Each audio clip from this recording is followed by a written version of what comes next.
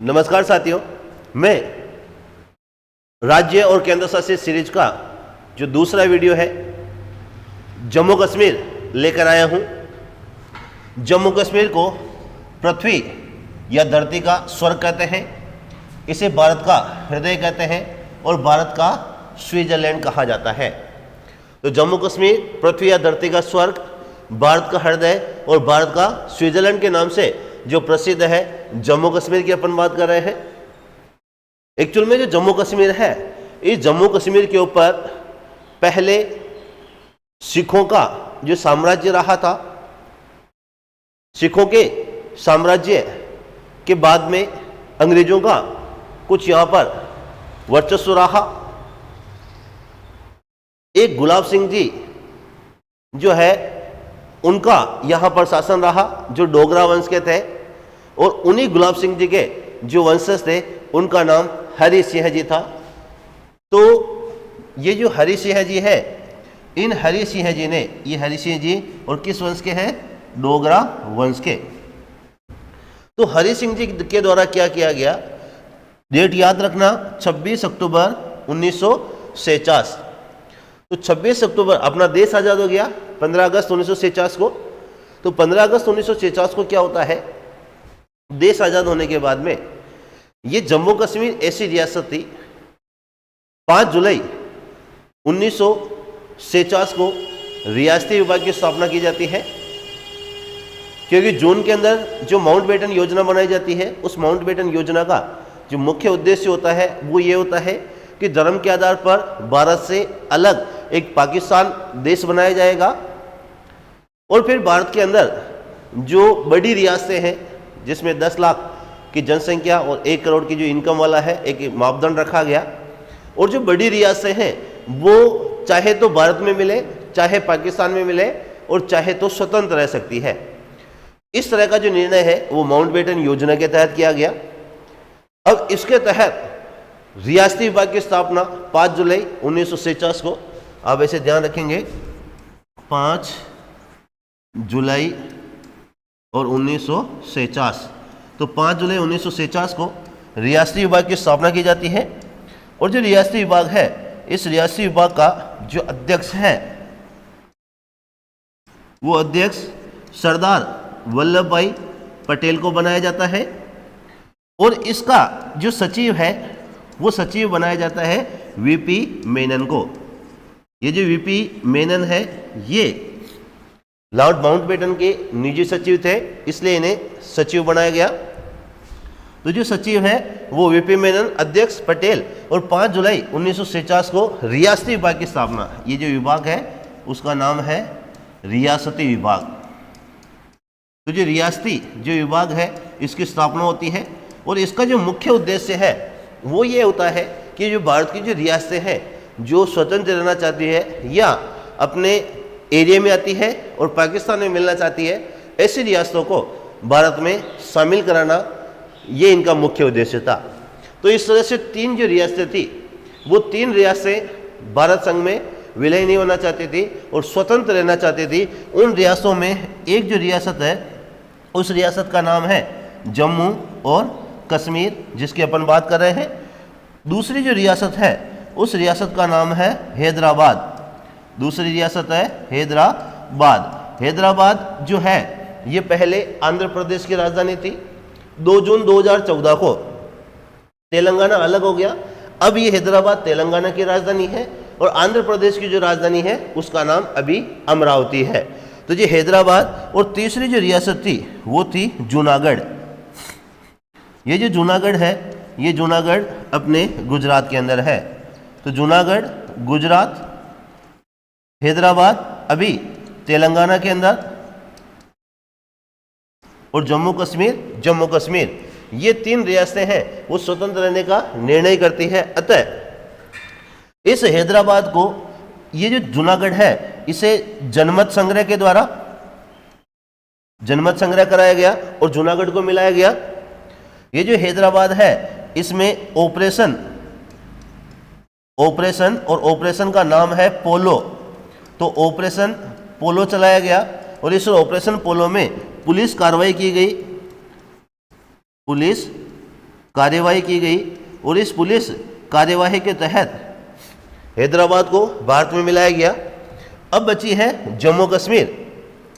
तो इस जम्मू कश्मीर की जो स्थिति है वो कुछ ऐसी बनती है कि जो अपने हरि सिंह जी है वो स्वतंत्र रहना चाहते हैं, मगर जो जिन्ना है पाकिस्तान में, वो जिन्ना क्या करता है, एक उनके द्वारा समर्थित होते हैं कबाइली।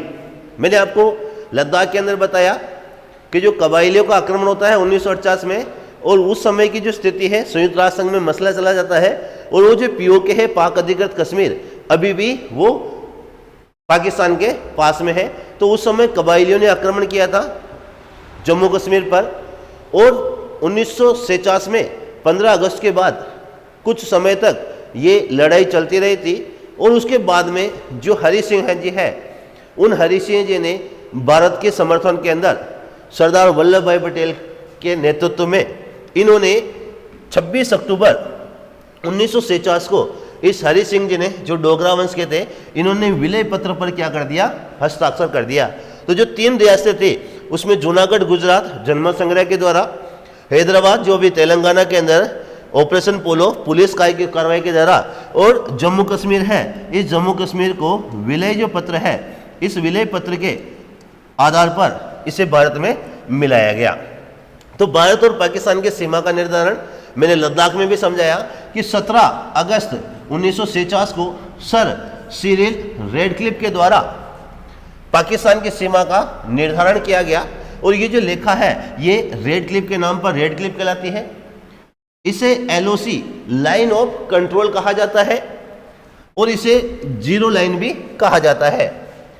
और जो पाकिस्तान के द्वारा जो वर्तमान में जम्मू कश्मीर का और लद्दाख का जो हिस्सा जो पाकिस्तान के पास है उसे अपन POK कहते हैं, पाक ऑक्यूपाइड कश्मीर, पाक अधिकृत कश्मीर। और जो चीन वाला हिस्सा है उस चीन वाले हिस्से को अपन अक्सई चीन के नाम से जाना जाता है। और मैकमोहन रेखा भारत और चीन के बीच में है और उसे LAC कहा जाता है, लाइन ऑफ एक्चुअल कंट्रोल कहा जाता है। तो जो लद्दाख है, ये लद्दाख के साथ में अब अपना जो जम्मू कश्मीर है वो 31 अक्टूबर 2019 को क्या बन गया, केंद्र शासित प्रदेश बन गया। पहले राज्य थे, पहले राज्यों की संख्या 25 थी, 26, 27, 28 3 राज्य बने, छत्तीसगढ़, उत्तराखंड और झारखंड। तो जो छत्तीसगढ़ 1 नवंबर 2000 को MP से टूटकर, उत्तराखंड यूपी से टूटकर 9 नवंबर 2000 को, और झारखंड जो है वो बिहार से टूटकर 15 नवंबर 2000 को बना। फिर 2 जून 2014 को जो अपना तेलंगाना है, ये तेलंगाना आंध्र प्रदेश से टूट के बना और तेलंगाना की राजधानी हैदराबाद को बनाया। उसी समय 10 साल के लिए अमरावती राजधानी निर्माण के लिए प्रोसेस चलाई गई और अभी अमरावती आंध्र प्रदेश की राजधानी है। तो 29 राज्य हो गए, मगर 31 अक्टूबर 2019 को जम्मू कश्मीर और लद्दाख को 2 केंद्र शासित प्रदेश बना दिया। अतः वर्तमान में जो राज्य है उन राज्यों की संख्या कितनी है, 28 है। मगर पहले 7 केंद्र शासित प्रदेश थे, उसमें 2 केंद्र शासित प्रदेश और जुड़ जाने से केंद्र शासित प्रदेशों की संख्या 9 हो गई। मगर उसके बाद 26 जनवरी 2020 को दादरा और नगर हवेली और दमन और दीव को एक केंद्र शासित प्रदेश बना दिया और उसकी राजधानी दमन को बना दिया। तो अब 2 मिल जाने से 28 राज्य हैं और 8 केंद्र शासित प्रदेश है। तो इसमें से एक क्या हो जाएगा, माइनस हो जाएगा, क्योंकि 2 को क्या कर दिया, मिला दिया। फिर समझिए इसकी जो राजधानी है वो श्रीनगर है। जम्मू कश्मीर की राजधानी कौन है, श्रीनगर है। मगर श्रीनगर जो राजधानी है वो केवल ग्रीष्मकालीन है, जबकि इसकी जो शीतकालीन राजधानी है वो है जम्मू। सर्दी के अंदर जब बर्फ ज़्यादा पड़ती है तब श्रीनगर के अंदर जो डल झील है जम जाती है, तो उस समय जम्मू राजधानी बढ़ती है। श्रीनगर को झीलों का नगर कहा जाता है। श्रीनगर को किस नाम से जाना जाता है, झीलों का नगर। हैदराबाद को ऑपरेशन पोलो पुलिस कार्रवाई द्वारा, जूनागढ़ को जनमत से और जम्मू कश्मीर को विलय पत्र पर हस्ताक्षर के द्वारा रियासती विभाग की स्थापना 5 जुलाई 1949, अध्यक्ष पटेल और सचिव वीपी मेनन। आगे अगर अपन समझने की कोशिश करें तो मैं जम्मू कश्मीर को समझा रहा हूं। तो जम्मू कश्मीर ऐतिहासिक रूप से अगर अपन बात करें तो जो जम्मू कश्मीर है, इस जम्मू कश्मीर का जो वर्णन है वो राज तरंगिणी एक पुस्तक है, इसमें मिलता है। और ये जो पुस्तक है ये कलहण ने लिखी थी। तो जो कलहण है इन्होंने राज तरंगिणी लिखी है, इसमें जम्मू कश्मीर का क्या मिलता है, वर्णन मिलता है। इस जम्मू कश्मीर का नाम जो कश्मीर है वो महर्षि कश्यप के नाम पर माना जाता है। तो जो कश्मीर नाम है वो महर्षि कश्यप के नाम पर पड़ा और माना जाता है कि जो मौर्य सम्राट जो अशोक थे उन्होंने इस कश्मीर को बसाया था। 3 महत्वपूर्ण प्रश्न। राज तरंगिणी में कलहण ने जम्मू कश्मीर का वर्णन किया, महर्षि कश्यप ने इसका नाम, इस कश्यप के नाम पर इसका नाम कश्मीर पड़ा, और सम्राट अशोक जो मौर्य है उन्होंने कश्मीर बसाया था। अब अगर मैं बात करूं और श्रीनगर की बात करूं तो जो श्रीनगर है वो जम्मू कश्मीर में है। श्रीनगर इसकी शीतकालीन राजधानी है। इस श्रीनगर को जिलों का नगर कहा जाता है। श्रीनगर को किस नाम से पुकारते हैं, जिलों के नगर के नाम से पुकारते हैं। श्रीनगर के अंदर एक झील है और उस झील का नाम है वुल्लर झील, और जो वुल्लर झील है ये वुल्लर झील है अपने जम्मू कश्मीर में। ये वुल्लर झील भारत की सबसे बड़ी मीठे पानी की झील है। भारत की सबसे बड़ी मीठे पानी की झील वुल्लर झील जम्मू कश्मीर में। इस वुल्लर झील में झेलम नदी का पानी आता है। तो वुल्लर झील को जल की आपूर्ति कौन करती है, झेलम नदी करती है। इसी तरह से जम्मू कश्मीर में श्रीनगर के अंदर एक झील है और उसका नाम है डल झील। ये डल झील श्रीनगर में है, जम्मू कश्मीर में है। इसे श्रीनगर का गहना कहा जाता है। यहां शिकारे में बैठकर घूमा जाता है तो यहां का शिकारा प्रसिद्ध है। इसके मध्य एक टापू पर नेहरू उद्यान बना है। यहाँ की हाउस बोट प्रसिद्ध है और यहीं पर चिनार के पेड़ के होने के कारण उस जगह को 4 चिनार कहा जाता है। डल झील बहुत ही सुंदर। तो जो श्रीनगर में जम्मू कश्मीर में झीलों के नगर कहा जाता है। वुल्लर झील जम्मू कश्मीर में भारत की सबसे बड़ी मीठे पानी की झील, झेलम नदी का पानी आता है। डल झील श्रीनगर के अंदर, उपनाम श्रीनगर का कहना, शिकारा प्रसिद्ध, मध्य टापू पर नेहरू उद्यान, हाउस बोट और 4 चिनार। और जो डल झील है इस डल झील में भी किसका पानी आता है, झेलम नदी का पानी आता है। इसी तरह से अगर अपन श्रीनगर की बात करें तो श्रीनगर भी किस नदी के किनारे पर है, तो झेलम नदी के किनारे पर। तो श्रीनगर किस नदी के किनारे है, झेलम नदी के किनारे के ऊपर है। लेह जो राजधानी है लद्दाख की वो सिंधु नदी के किनारे के ऊपर है। सूरत का जो शहर है, सूरत गुजरात का, वो ताप्ती नदी के किनारे के ऊपर है। हैदराबाद जो तेलंगाना की राजधानी है वो मूसी नदी के किनारे के ऊपर है। कोलकाता पश्चिम बंगाल की जो राजधानी है वो हुगली नदी के किनारे के ऊपर है। पटना बिहार की राजधानी गंगा नदी के किनारे के ऊपर। दिल्ली और आगरा यमुना नदी के किनारे के ऊपर है। अब मैं यहाँ पर इससे जुड़ी हुई बात बता रहा हूं कि भारत के अंदर मीठे पानी की जो झील है उसका नाम तो वुल्लर झील है, मगर जो भारत है इस भारत के अंदर जो खारे पानी की जो सबसे बड़ी झील है उसका नाम है चिल्का झील। और चिल्का झील है अपने उड़ीसा के अंदर। चिल्का झील कहाँ पर है, उड़ीसा के अंदर। ये भारत में खारे पानी की सबसे बड़ी झील है। देखो एक झील होती है जो छिछले समुद्र में बनती है। जिस तरह से आप ऐसे देखें कि इस तरह का जो एरिया है तो ये तो प्रायद्वीप हो गया, मगर कभी ऐसा एरिया होता है कि इस तरह की जगह होती है और धीरे धीरे इस पानी से यहाँ पर मिट्टी जम जाती है और ये पास में एक झील बन जाती है। तब इस झील को कहते हैं लेगून झील। इस झील को क्या कहते हैं, लेगून झील। कुछ प्राकृतिक झीलें होती हैं, तो ये कौन सी झील है, लेगून झील है। तो ये जो चिल्का झील है वो लेगून झील है और कहाँ पर है, उड़ीसा के अंदर। अगर विश्व की बात करें तो विश्व के अंदर सेंट लॉरेंस नदी के बहाव से एक तरह से पहले अमेरिका और कनाडा की बॉर्डर के ऊपर 5 महान झीलें पाई जाती है। तो उन महान झीलों को ग्रेट लेक्स कहा जाता है। वो 5 झीलें हैं। उसकी एक छोटी सी ट्रिक है, HOMES, होम्स। होम्स में H का मतलब ह्यूरोन है, एच का मतलब ह्यूरोन, ओ का मतलब ओंटेरियो, एम का मतलब मिशिगन, ई का मतलब ईरी और एस का मतलब सुपीरियर। ये जो 5 महान जिले हैं ये यूएसए और कनाडा की सीमा पर है। इसमें जो सुपीरियर झील है, ये सुपीरियर झील विश्व की सबसे बड़ी मीठे पानी की झील है। तो ये सुपीरियर झील कहाँ है? यूएसए में। ये विश्व की सबसे बड़ी मीठे पानी की झील है। सुपीरियर झील के साथ में 5 जिले हैं, ह्यूरोन, ओंटेरियो, मिशिगन, ईरी और सुपीरियर। अगर विश्व में खारे पानी की जो सबसे बड़ी झील है उसकी अगर अपन बात करें तो उसका नाम है कैस्पियन सागर।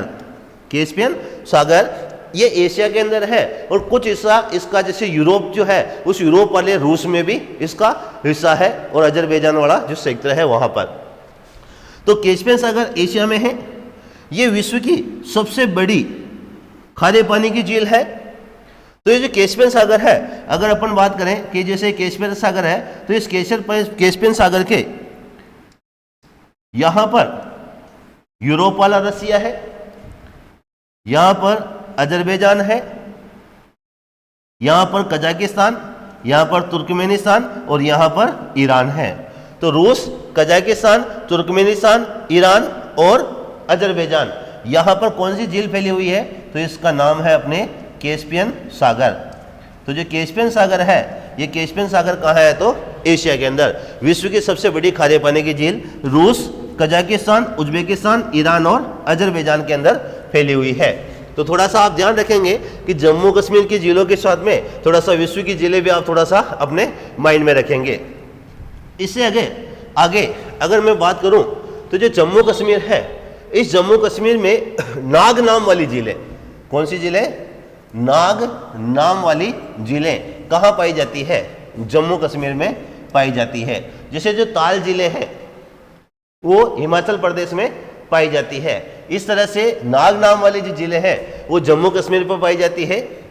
अनंत नाग, बेरी नाग, ये अनंत नाग है, ये बेरी नाग। अनंतनाग के पहलगाम के अंदर 22 तारीख को हमला हुआ था, 22 अप्रैल को अनंतनाग के अंदर जो स्थान है और उसका नाम है पहलगाम। इस पहलगाम के अंदर हमला हुआ, 22 फरवरी को हमला होता है, 2025 हमला होता है, 6 और 7 मई को युद्ध चलता है और 10 मई को सीज फायर होता है। तो अनंतनाग के पहलगाम में 22 फरवरी को यहाँ पर जो हमला होता है, तो ये अनंतनाग है।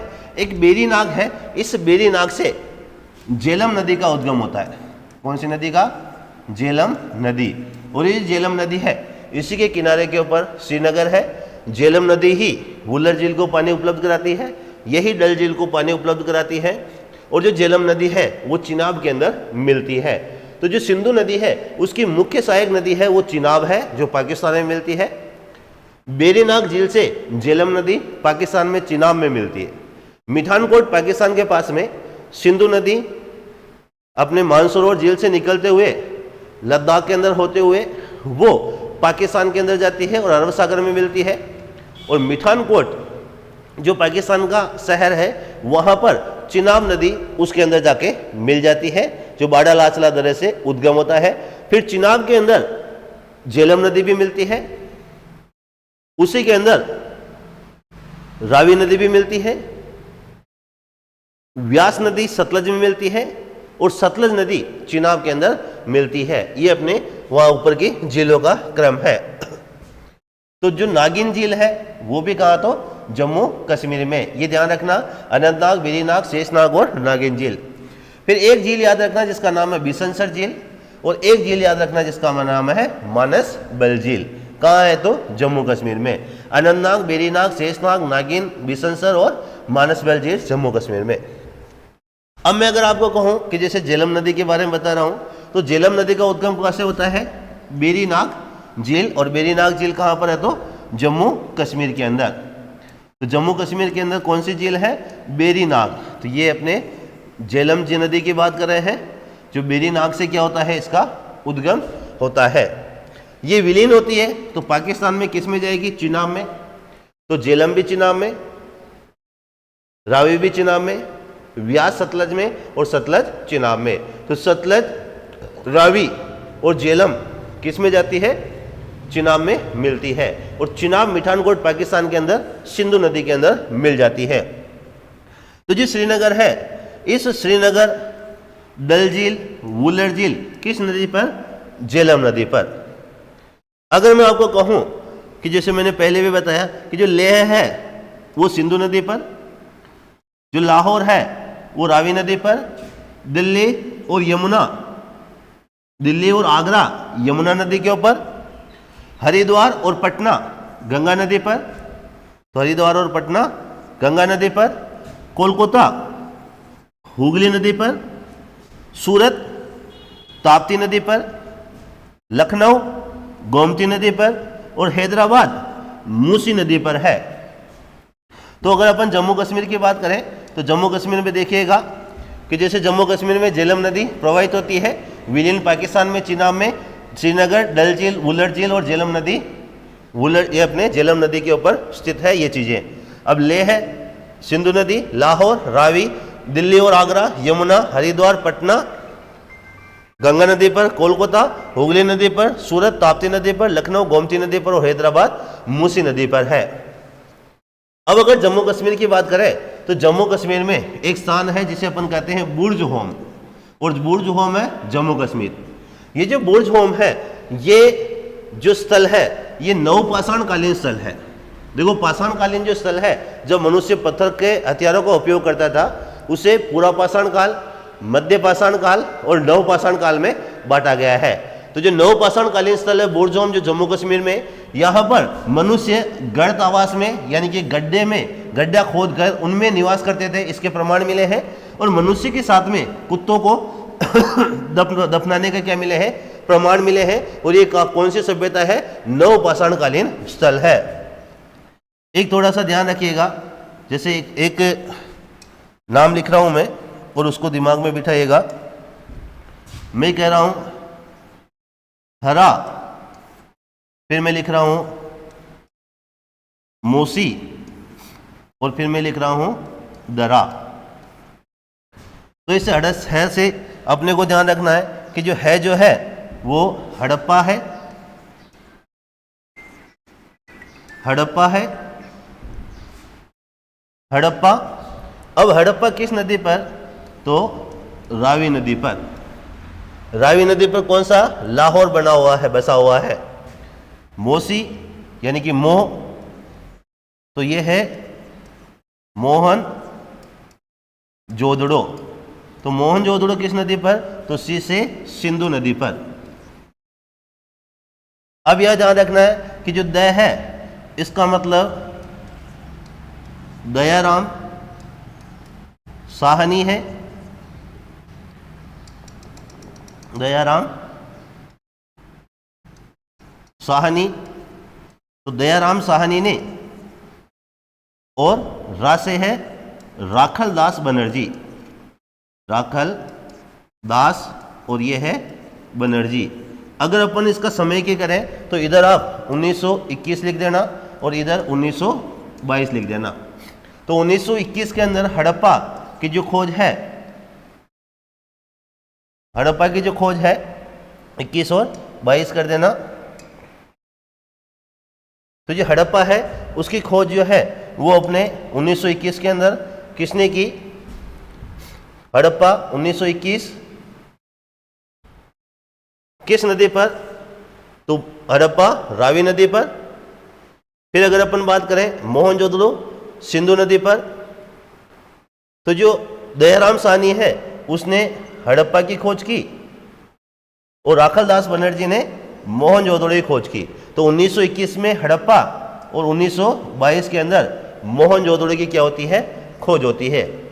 तो 1921 के अंदर हड़प्पा सभ्यता की जो खोज होती है दयाराम साहनी करते हैं और हड़प्पा रावी नदी के तट पर। मोहनजोदड़ो की खोज 1922 के अंदर राखल दास बनर्जी करते हैं और ये सिंधु नदी के किनारे के ऊपर है। अब अगर अपन बात करें तो मैंने ये जो झीलें बताई है उस झीलों का एक स्ट्रक्चर है जिसको मैं पुनः आपको अच्छे से समझाने की कोशिश कर रहा हूं। वापस समझिए, मानसरोवर जो झील है तिब्बत के अंदर, यहां से अपने नदी निकलती है और इस नदी का नाम है सिंधु नदी। आराम से समझिए। और ये सिंधु नदी पाकिस्तान के अंदर अरब सागर के अंदर मिल जाती है। फिर थोड़ा सा समझिए कि जो सिंधु नदी की जो मुख्य सहायक नदी है, उस नदी का नाम है अपने चिनाब नदी। कौन सी नदी है? चिनाब नदी। ये जो नदी है, इस नदी का नाम है चिनाब। ये थोड़ा सा ध्यान रखिएगा। ये नदी कौन सी है? तो चिनाब नदी, जो मुख्य रूप से किस में मिलती है? सिंधु में। और बाडा लाचला जो दर्रा है, यहां से इसका क्या होता है? उद्गम होता है। चिनाब नदी पर जम्मू कश्मीर में दुलहस्ती परियोजना, बगलिहार परियोजना और सलाल परियोजना, ये जम्मू कश्मीर में है। मैं लिखाऊंगा इनको। तो ये दुलहस्ती, बगलिहार और सलाल परियोजना जम्मू कश्मीर में बाडा लाचला से निकलने वाली चिनाब नदी के ऊपर है। और ये जो मिठान कोट है, ये अपने पाकिस्तान के अंदर, इसमें चिनाब नदी किस में मिल जाएगी? सिंधु नदी के अंदर मिल जाती है। इसी सिंधु नदी पर पाकिस्तान में मोहनजोदड़ो है, जिसे अभी अपन ने सिंधु की बात की। और जो लाहौर है, इस लाहौर के रावी नदी पर है लाहौर। और यहाँ पर कौन सी सभ्यता? तो हड़प्पा सभ्यता विकसित हुई है। तो हड़प्पा सभ्यता लाहौर के अंदर है। मोहनजोदड़ो सिंधु नदी पर, पाकिस्तान का हड़प्पा सभ्यता रावी नदी पर, यह रावी नदी है। अब आप समझिए, ये रावी नदी और व्यास नदी, व्यास नदी इधर से होके सतलज में मिलती है और रावी नदी इस तरह से होके चिनाब में मिलती है। तो जो रावी नदी है वो चिनाब में मिलती है और जो व्यास नदी है वो सतलज में मिलती है। और इन दोनों का जो उद्गम है वो रोहतांग दर्रे से होता है। तो रोहतांग दर्रे से दो नदियां निकलती है, ऊपर जाती है उस नदी का नाम है रावी नदी और नीचे जाती है उसका नाम है व्यास। तो व्यास जो है वो सतलज की सहायक है। व्यास किसकी सहायक है? सतलज की सहायक है। और जो रावी नदी है, ये रावी नदी चिनाब की सहायक है। तो यहां पर चिनाब नदी में रावी मिल रही है और यहां चिनाब नदी पाकिस्तान में सिंधु नदी में मिल रही है। तो इस जगह पर झेलम नदी अपने चिनाब नदी में मिलती है। तो जो झेलम नदी का उद्गम होता है वो वेरीनाग झील से होता है। और झेलम नदी पर तुलबुल परियोजना, उरी परियोजना, ये झेलम नदी पर है, जो कहाँ मिलती है? किस में मिलती है? चिनाब में मिलती है। रोहतांग दर्रे से रावी नदी चिनाब में मिलती है और रोहतांग दर्रे से ही जो व्यास नदी है ये सतलज में मिलती है। और व्यास, सतलज और व्यास के संगम, जिसको अपन हरिके बैराज के नाम से जानते हैं, यहाँ IGNP इंदिरा गांधी नहर निकाली गई है। ये थोड़ा सा आप ध्यान रखना है, जो सबसे बड़ी नहर परियोजना है। तो याद रखिएगा, वेरीनाग झील से झेलम नदी का उद्गम हो रहा है और ये जो झेलम नदी है ये चिनाब में मिल रही है। बाडा लाचला दर्रे से अपने चिनाब नदी जो पाकिस्तान के मिठान कोट में सिंधु में मिल रही है। रोहतांग दर्रे से दो नदियां निकलती है, एक रावी नदी जो चिनाब में और एक व्यास नदी जो सतलज में। सतलज नदी का उद्गम जो होता है वो राक्षस ताल से होता है, तिब्बत मानसरोवर झील के पास से। और ये सतलज नदी है, ये सतलज नदी भी क्या करती है? अपने चिनाब में मिलती है। तो जो सतलज है वो चिनाब की सहायक नदी है। ये जो व्यास है ये सतलज की सहायक नदी है। और हरिके बैराज में सतलज और व्यास का क्या है? संगम है। रोहतांग दर्रे से ही रावी नदी निकलती है और ये रावी नदी चिनाब में मिलती है। वेरीनाग झील से झेलम नदी निकलती है और ये भी चिनाब में मिलती है। झेलम नदी पर तुलबुल परियोजना, उरी परियोजना स्थित है और झेलम नदी पर श्रीनगर है। झेलम नदी के ऊपर ही वुलर झील है। तो कौन सी झील है? वुलर झील है। और ये श्रीनगर के पास में कौन सी झील है? तो डल झील है। तो एक जो परियोजना है उस परियोजना का नाम वो जो अपने वुलर झील है, ये जम्मू कश्मीर के अंदर झेलम नदी पर। और एक अपने जो झील है डल झील है वो भी झेलम नदी पर किस में है? तो श्रीनगर के अंदर स्थित है। अब यहाँ अगर अन्य चीज़ों की बात करूँ तो ये दो झीलों के, दो नदियों के बीच में जो एरिया है उसे मैदानी भाग कहा जाता है। दो नदियों के बीच का सेक्टर तो उसे दोआब कहते हैं। तो आप ध्यान रखिएगा, सिंधु नदी और झेलम नदी के बीच को सिंधु सागर दोआब कहते हैं। फिर झेलम और रावी नदी के बीच का, झेलम और चिनाब का जो बीच है, झेलम और चिनाब का बीच है, उसे चाज कहते हैं। तो ध्यान रखना, सिंधु के बाद में झेलम हो गई, चाज का मतलब चिनाब और झेलम। फिर अगर अपन बात करें तो शब्द है रेचना। तो रेचना का मतलब हो गया नीचे तो हो गई रावी और ऊपर हो गई चिनाब। तो रेचना, चिनाब और रावी के बीच में। और एक दोआब है, यहां जैसे कम दिख रहा है, इसका नाम है बारी दोआब। कौन सा दोआब है? बारी। तो ये जो बारी दोआब है ये अपने रावी और व्यास के बीच में। और एक दोआब है जिसका नाम है विस्त दोआब। क्या नाम है? विस्त दोआब। ये जो विस्त दोआब है, ये विस्त दोआब अपने सतलज और व्यास के बीच में। तो नदियों के बीच का, दो नदियों के बीच का क्षेत्र है। तो ये सिंधु सागर दोआब, सिंधु नदी और झेलम नदी के बीच में, झेलम और चिनाब के बीच में चाज दोआब, चिनाब और रावी के बीच में रेचना, रावी और व्यास के बीच में बारी, व्यास और सिंधु नदी के बीच में विस्त दोआब का जो क्षेत्र है वो पाया जाता है। पाकिस्तान के अंदर कोटदीजी और चनुहदड़ो, ये भी सिंधु नदी के किनारे पर विकसित सभ्यताएं हैं। अन्य अगर बात करें तो यहाँ पर जो सिंधु नदी है ये कराकोरम दर्रा और लद्दाख दर्रे के बीच नीचे बहती है। और इन दोनों के बीच में एक श्योक नदी, सिंधु नदी की सहायक नदी मिलती है। तो सिंधु नदी का अगर क्वेश्चन पूछा जाएगा तो जास्कर श्रेणी और लद्दाख श्रेणी के बीच में मानसरोवर झील से कौन सी नदी निकलती है? तो सिंधु नदी निकलती है। तो इस नदी का नाम क्या है? सिंधु नदी। तो इसी सिंधु नदी के किनारे पर यहाँ पर जो शहर है और उस शहर का नाम है लेह है। तो यहाँ जो शहर है उस शहर का नाम क्या हो गया? तो लेह शहर हो गया। तो यहाँ मैं आपको थोड़ा सा हाईलाइट ले लेता हूँ। तो ये जो यहाँ जो शहर है सिंधु नदी के नीचे, और इसका जो नाम है उस शहर का नाम है लेह। तो ये जो कौन सा शहर हो गया? लेह शहर हो गया। तो लेह सिंधु नदी के किनारे के ऊपर स्थित है। तो अपन थोड़ा सा आप देखना कि जो रणजीत सागर बांध है ये रावी नदी पर, पोंग बांध व्यास नदी पर, बागड़ा और नांगल बांध सतलज नदी के ऊपर है। दुलहस्ती, बगलियार और सलाल परियोजना चिनाब नदी के ऊपर, तुलबुल परियोजना, उरी परियोजना झेलम नदी के ऊपर है। आज के लिए इतना ही। कल मैं आगे जो भी क्लासेज होगी वो लेके आऊँगा। अब मेरा जो प्रश्न है वो ये है कि सभी जो दोआब है वो कौन कौन से हैं? कमेंट्स बॉक्स में कमेंट्स करें कि जो प्रमुख दोआब है जम्मू कश्मीर में, जो सिंधु नदी के जो दोआब है उनको आप लिखें जिससे कम से कम वो याद हो जाए। कमेंट्स करें कि जम्मू कश्मीर की जो स्थापना है वो कब भारत में विलय हुआ और जम्मू कश्मीर को केंद्र शासित प्रदेश कब बनाया। और सबसे महत्वपूर्ण जो क्वेश्चन है वो आप कमेंट्स करना है कि जो तेलंगाना है वो टूट के कब अलग राज्य बना। बहुत बहुत धन्यवाद।